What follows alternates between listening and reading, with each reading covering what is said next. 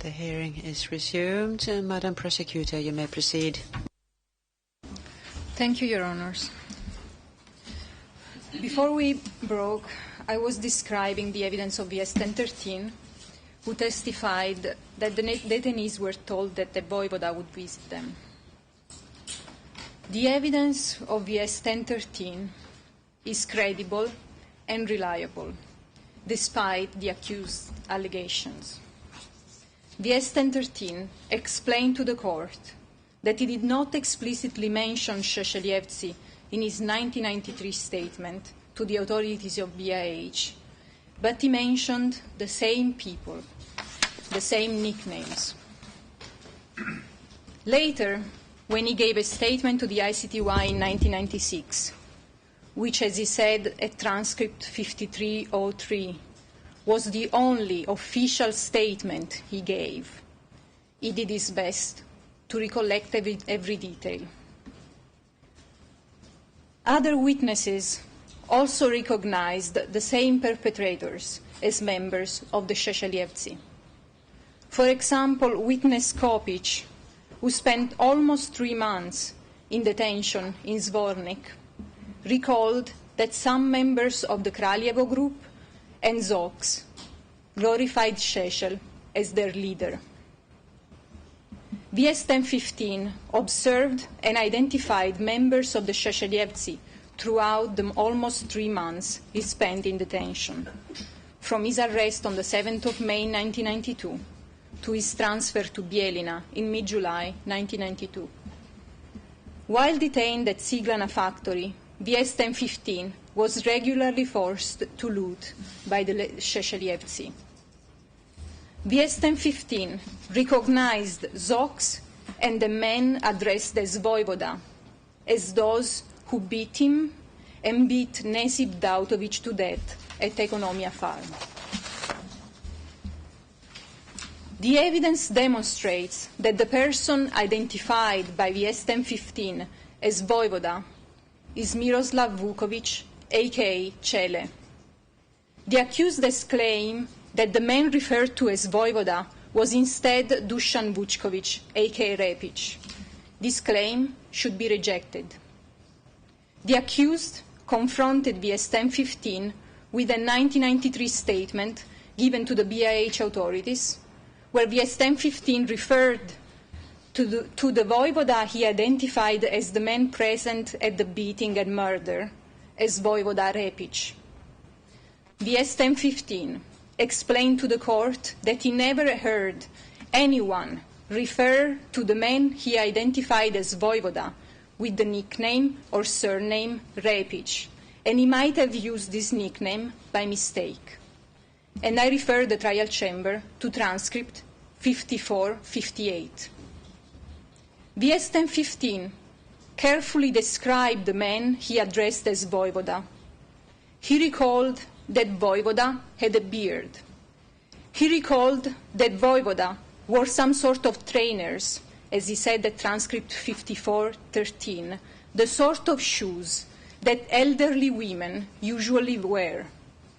These same details are confirmed by VS 27, who also recalled at page 114 of Exhibit P 868 and transcript 14607 that Šešelj wore some sort of women's trainers. The accused himself admitted that Šešelj limped at transcript 5359. It has been established beyond a reasonable doubt that the man participating in the beatings and murder at Ekonomia Farm, together with Zox, was Miroslav Vukovic, a.k.a. Šešelj. The accused, in his brief, has also admitted that Šešelj was in Zvornik until the 17th of May 1992, confirming his opportunity to take part in the murder of Nesim Dautovic, which occurred on or about the 12th of May 1992. The accused also disputes VS-1015 identification of Šešeljevci, claiming that VS-1015 did not mention their affiliation in his 1993 statements to the BIH authorities. VS-1015 explained to the court that he heard members of the Serb forces refer to the Kraljevo group as Šešeljevci. And he also explained that his 1993 statement was given in haste, and it is only 2 pages long, while he gave a much more detailed statement later on to the ICTY.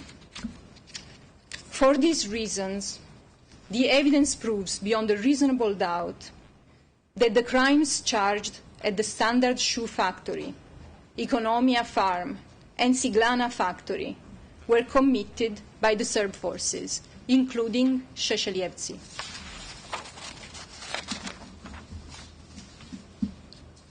Once Zvornik town was cleansed of its non-Serb population, Serb forces started displacing all non-Serbs from settlements around the town, as detailed in paragraphs 302 through 309 of the prosecution's closing brief. Systematically, between the end of May and the end of June 1992, non-Serbs were forced out of their homes at short notice. Able-bodied men were separated and forced to detention facilities, where they were severely mistreated, abused, and murdered because of their ethnicity by members of the Serb forces, including Šešeljevci. By August 1992, Zvornik and most of the towns along the Drina River had been ethnically cleansed in furtherance of the common purpose. In May 1993, the accused admitted in Exhibit P1218 how Zvornik, quote, where many Muslims used to live, is now flooded with Serbs, end quote. As Mr. Markusen had already described in detail, the non-Serb population of Drinjača Kostijerevo was amongst those who were forcibly displaced from Zvornik municipality at the end of May 1992. Your Honors heard that women and children were displaced, while the men were detained at the Drinjača Dom Kulture, where they were brutally beaten and murdered.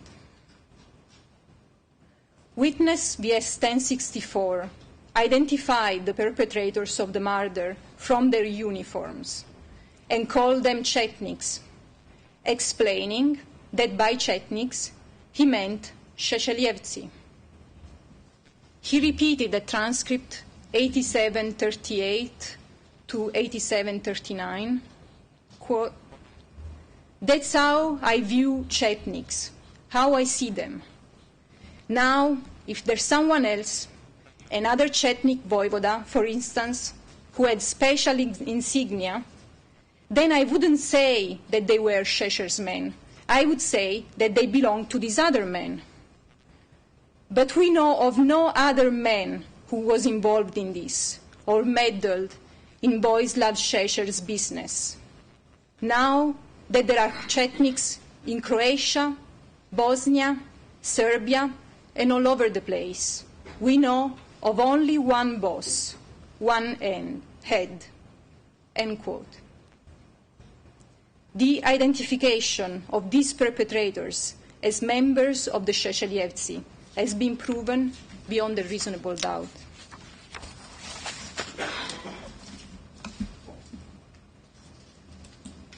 The non-Serb population of Šetići, Đulići, and other neighboring villages suffered the same fate. After being forced out of their homes by Serb forces, including VRS, police, and paramilitaries, women and children were expelled, while the non-Serb men were separated and taken to the detention facility in Karakai Technical School. After being detained for a few days, all non-Serb detainees, approximately 740, were executed. Some were murdered at the Karakai Technical School, some at Gero Slaughterhouse. Some of the perpetrators of this crime, namely the Yellow Wasps, Pivarsky's men, and the Loznicas group, form part of the hierarchical SRS-SGP structure controlled by the accused, as just discussed. The Yellow Wasps, like other paramilitaries in Zvornik, were arrested in July 1992, as they had started looting Serb property as well. They were shortly after released and redeployed. The accused has on several occasions sought to distance himself from the Yellow Wasps, and as the serious crimes committed by them were soon publicly known, the accused denied any affiliation to them to avoid political liability, as witness Rankic stated in Exhibit P1074. However, when the head of the TO, Marko Pavlovic, had complaints about the Yellow Wasps' behavior, he directed them to the SRS-SGP in Belgrade, and the accused responded to these complaints by redeploying the Yellow Wasps to Skelani, instead of calling them back to Serbia or dismissing them. Pivarsky's men were also a group of Šešeljevci.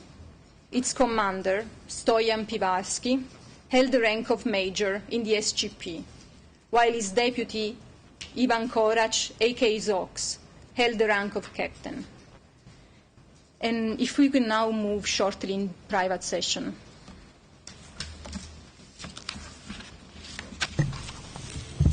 Vous ne pouvez pas faire autrement.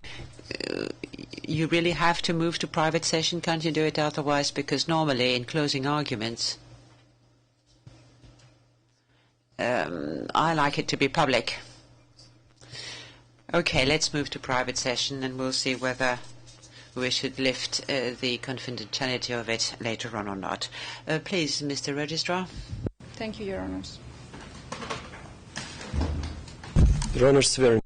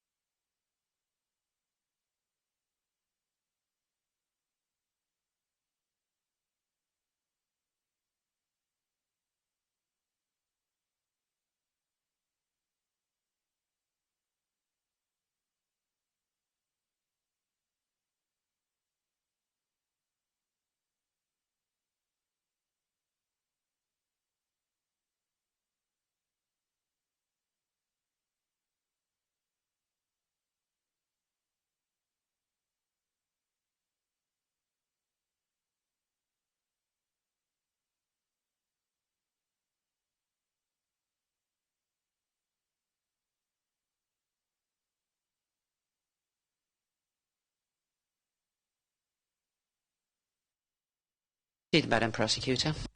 The Loznica Group was also linked to the accused. And, as stated above, the accused admits that the SRS Municipal Committee in Loznica organized a group of Šešeljevci for the takeover of Zvornik. The link of Yellow Wasps, Pivarski's men, and Loznica's group to the accused is proven beyond a reasonable doubt by witnesses Rankic and Jovic, whose evidence is corroborated by witnesses Dražilović, VS-27, Alić, VS-36, VS-38, and Exhibit P971. Crimes of the same nature were also committed at Čelopek Dom Kulture, where non-Serb men were transferred after being expelled from their homes in Divic by members of the army and police, following the same well-established pattern. VS-1065 detailed in his evidence the severe mistreatment, sexual assault, torture, and murder to which the inmates at Čelopek were subjected. He identified the perpetrators as Dusan Vučković, A.K. Repić, Major Toro, Pufta, and Zox. For example, on one occasion, Repić selected some prisoners and carved crosses on their forehead with a knife.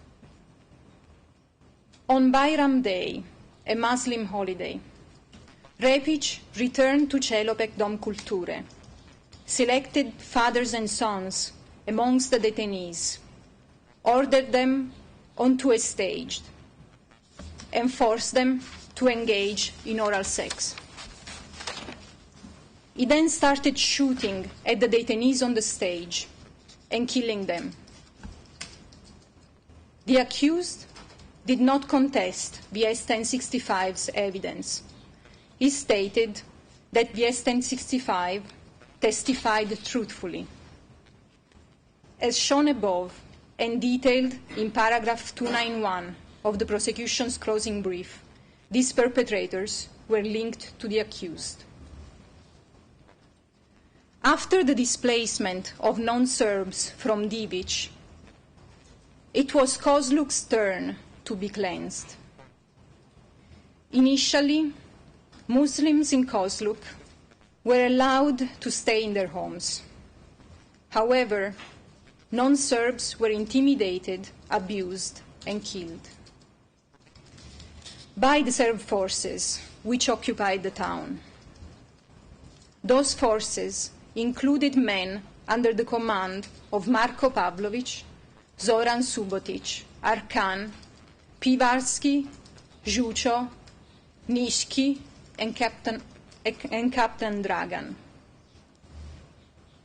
Despite having complied with the order of handing over their weapons on the 26th of June 1992, the Muslims were forced onto buses and trucks and deported to Serbia.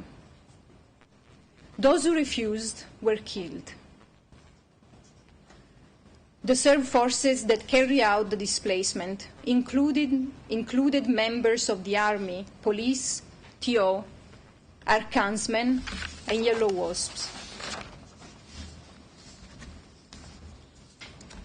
With the cleansing of the last non-Serb villages, the implementation of the common purpose in Zvornik had entered its final stage. Exhibit P1347 proves how, a few days after the deportation of the non-Serbs from Kozluk, on the 30th of June 1992, Branko Grujić announced to JCE members Ratko Mladić and Radovan Karadzic that the Zvornik Serb leadership had, quote, successfully implemented the President Karadzic's decision to settle Divic and Kozluk with our children, end quote. Our children, namely Serbs. That the crimes committed in Zvornik were part of the JCE common purpose is also evidenced by the large-scale destruction of mosques and religious institutions carried out by the Serb forces after the takeover of Zvornik, as detailed in paragraphs 345 through 348 of the prosecution's closing brief. A few examples demonstrate that the intent behind the destruction of Muslim religious property was to erase the existence of Zvornik's Muslim population. In Divic, the historic Dervish Lodge was destroyed and the junk lorry was placed on the top of the graves of 2 Muslim saints. An Orthodox church replaced the Divic Mosque. The sites of the destroyed Riechanska Mosque and Begsuja Mosque in Zvornik and the Mosque of Mehmed Čelebi in Kozluk were used as rubbish dumps. The destruction was carried out by the Serb TO because they were symbols of the Muslim culture and not for military purposes, as testified by VS 37 and VS 38.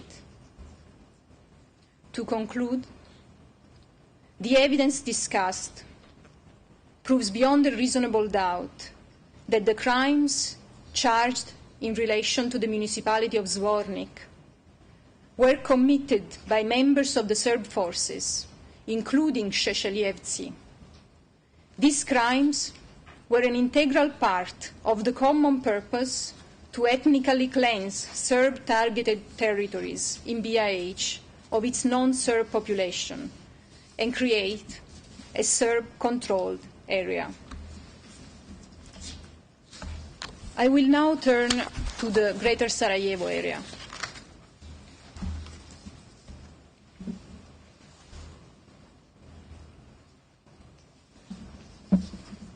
The crimes committed in Greater Sarajevo were part of the common purpose. The evidence proves, beyond a reasonable doubt, that a JCE was in place and that its common purpose included the takeovers of Iljaš, Bogoša, Novo Sarajevo, and Ilija, and the resulting crimes committed by members of the Serb forces, including Šešeljevci. The Šešeljevci formed part of the hierarchical SRS-SCP structure controlled by the accused, and as in Zvornik, operated in cooperation with or under the command of other Serb forces and municipal authorities, such as the JNA, TO, and later VRS and MUP, which were under the command and control of JCE members, including Radovan Karadzic and Ratko Mladic. The accused claims that the crimes committed in Greater Sarajevo were not part of the common purpose and that no JCE was in existence.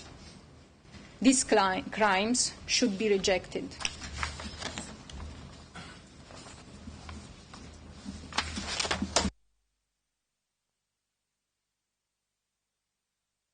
Sorry, Your Honors, I meant these claims should be rejected.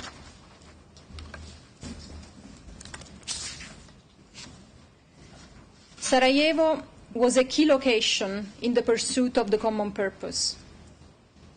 At the 8th session of the Bosnian Serb Assembly in February 1992, JCE member Karadzic explained the importance of Sarajevo, saying, quote, Leaving Sarajevo, where there are 215,000 Serbs, including Yugoslavs, where there are great riches.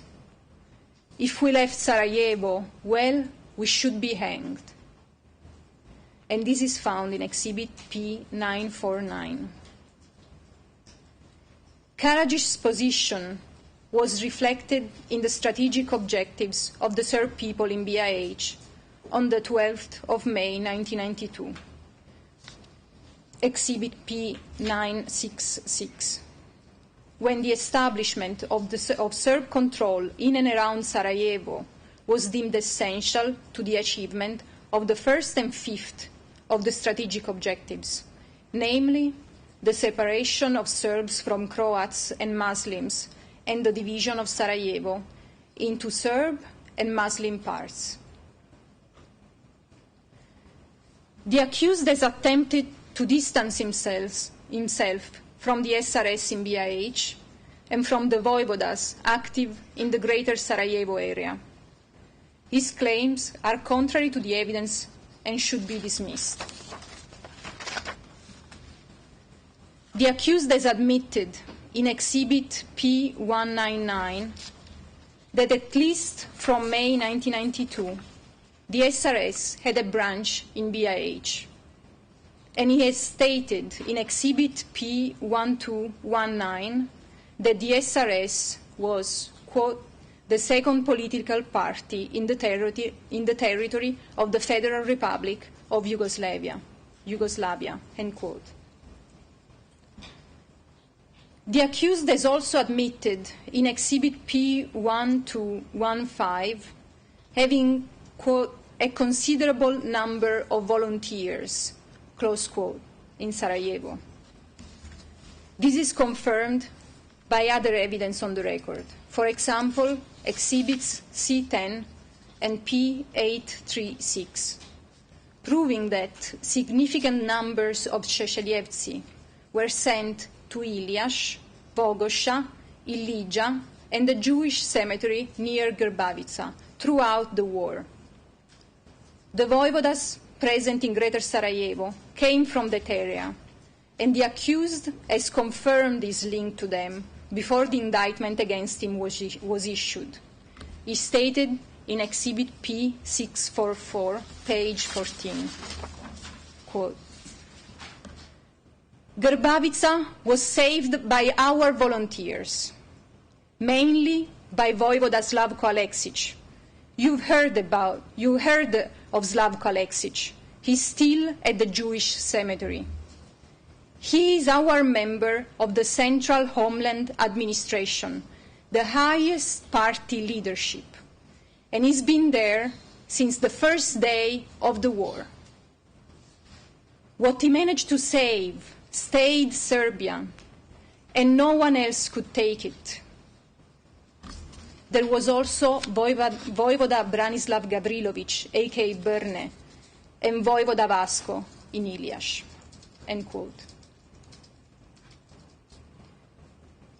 In furtherance of the common purpose, Serb leaders in Greater Sarajevo started the implementation of the variant A and B instructions, creating crisis staffs and Serb-only municipal assemblies. The implementation of the instructions in Novo Sarajevo was confirmed by Voivoda Slavko Aleksić in Exhibit P1102. Aleksić, at the same time, had an important role in both the SRS and the SDS. Similarly, in Ilija, the proclamation of the Serb Assembly on the 3rd of January 1992 was in accordance with the SDS main board instructions of the 19th of December 1991.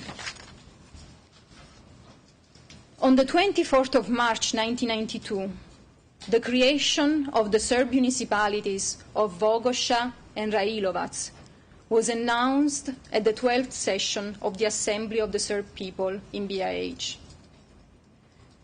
Finally, right before the outbreak of the conflict, the Iljaš SDS separated the municipality from the district of Sarajevo and annexed it to the so-called Serb Autonomous District of Romania. Like in other parts of BiH, Serb leaders started military preparations in Greater Sarajevo in furtherance of the common purpose. While in October 1991, the Council of the SDS was discussing the need to start military preparations, JCE member Karadzic, referring to the impending war in Sarajevo and the prospect of the disappearance of the Muslim people, quote, from the face of the earth, end quote, stated that, quote, there are 20,000 armed Serbs around Sarajevo, and this can be found in Exhibit P502, page 7. A Serb police force was set up throughout Greater Sarajevo.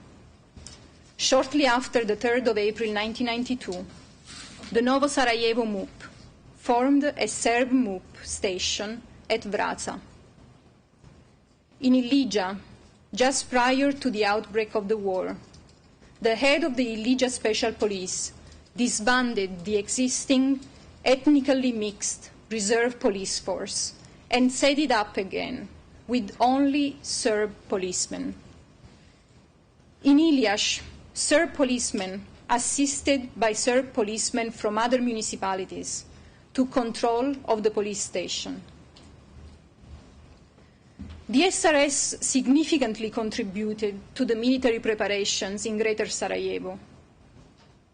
In Exhibit P1319, Voivoda Slavko Aleksić stated that although the election of Alija Izetbegović made it difficult for Serbs to arm themselves, he did his best to ensure Serbs in Novo Sarajevo did not fall behind.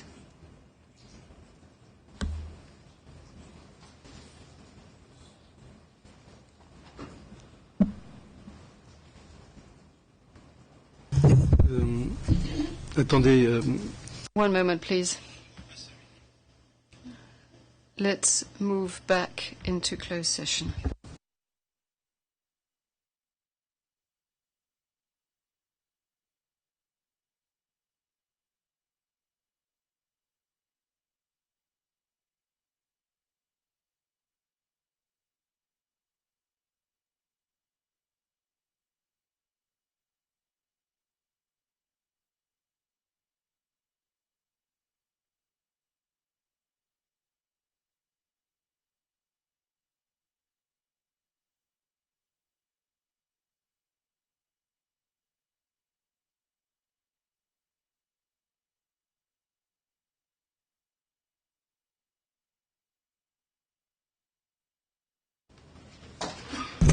Your Honors, we're back in open session. Thank you. Going back to the SRS contribution to the military preparation in Greater Sarajevo, Branislav Gavrilović, a.k.a. Brne, explained in Exhibit P1000 how, upon his return to Greater Sarajevo, his Šešeljevci were armed by Major Krstović, commander of the Sarajevo city defense. Brne also admitted in Exhibit P999 capturing the TO warehouse in Ilija, where 50,000 weapons were located, bragged about disarming Muslims, and explained how these weapons, quote, contributed to the defense of all Serb people from Sarajevo jihad fighters, end quote. Brne's statement mirrors the accused efforts to associate Bosnian Muslims with the Islamist fundamentalists. Nikola Poplashen also played an important role organizing and arming Serbs in BiH. The accused admitted this in Exhibit P218, when he promoted Poplashen to Voivoda in March 1994. The efforts of the Serb leaders to prepare militarily for the implementation of the common purpose can be summarized in the words of the Iljaš deputy to the Assembly of the Serb people in BiH, who less than a month before the attack by Serb forces on Liješevo confirmed Serbs in Iljaš were prepared for war in Exhibit P966. Quote,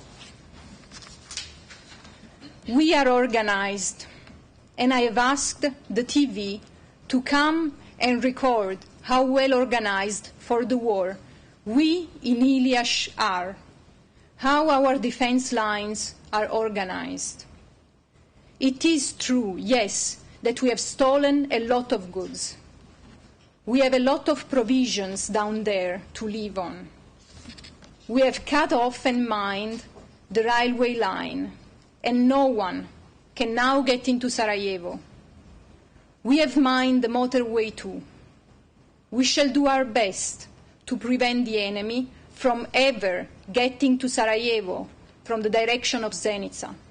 And anyone who tries the upper route will also meet his end. End quote. Serb forces, including Šešeljevci, committed crimes in Greater Sarajevo. As in other areas of BiH, once parallel political and military structures were set up, Serb forces, including Šešeljevci, attacked and took control of the municipalities. The evidence proves, beyond a reasonable doubt, that in the course of and following the takeovers in Greater Sarajevo, non-Serbs were expelled, killed, detained, or put under house arrest, mistreated, and otherwise persecuted. Detainees were subjected to forced labor in dangerous conditions at the front lines, where on multiple occasions they were used as human shields. Non-Serb property and cultural monuments were systematically plundered and or destroyed. In his brief, the accused claims that the crimes alleged in the indictment have not been proven and that he is not linked to any of the perpetrators. These claims are contrary to the evidence on the record and should be rejected. For the deployment of Šešeljevci to the Greater Sarajevo area and for the identification of the voivodas fighting with their Šešeljevci in the area and the link to the accused, I refer back to paragraphs 255 through 263 and 358 through 375 of the prosecution's closing brief. I will now highlight the evidence proving beyond a reasonable doubt that Šešeljevci perpetrated crimes in Greater Sarajevo and that these perpetrators were linked to the accused.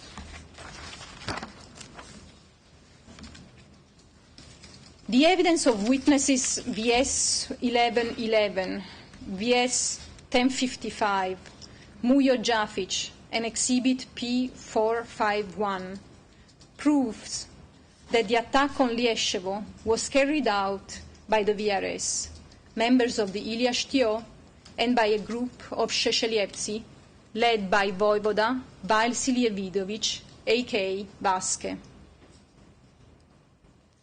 Contrary to the accused claims, it has been proven beyond a reasonable doubt that Vasilije Vidović, a.k.a. Vaske, and his Šešeljevci took part in the attack on Lieshevo, together with members of the Ilija Štio, resulting in the forcible displacement of the non-Serb population and the murder of 22 non-Serbs.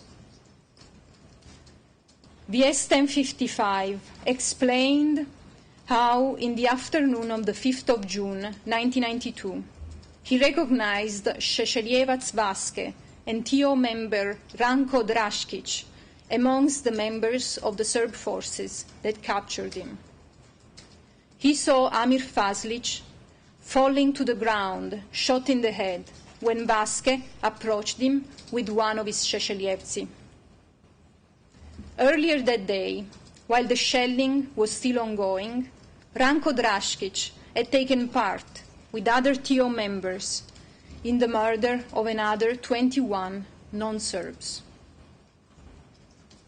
The accused claims that VS 1055 did not mention Vasque's presence in his 1992 statement to the BiH authorities.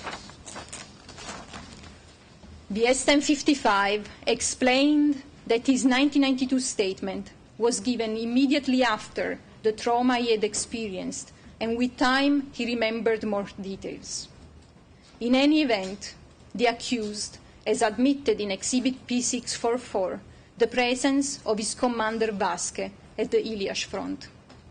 It has been established beyond a reasonable doubt that Vasque was amongst the Serb forces that took over Lieshevo and murdered non-Serbs.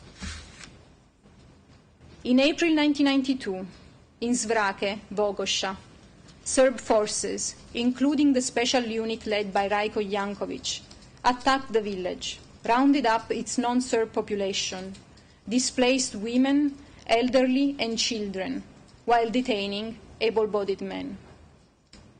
The implementation of the common purpose was so successful that JCE member Ratko Mladic noted in his diary on the 6th of June 1992 that there were, quote, no more houses or inhabitants in Zvrake, and this can be found in Exhibit P1346.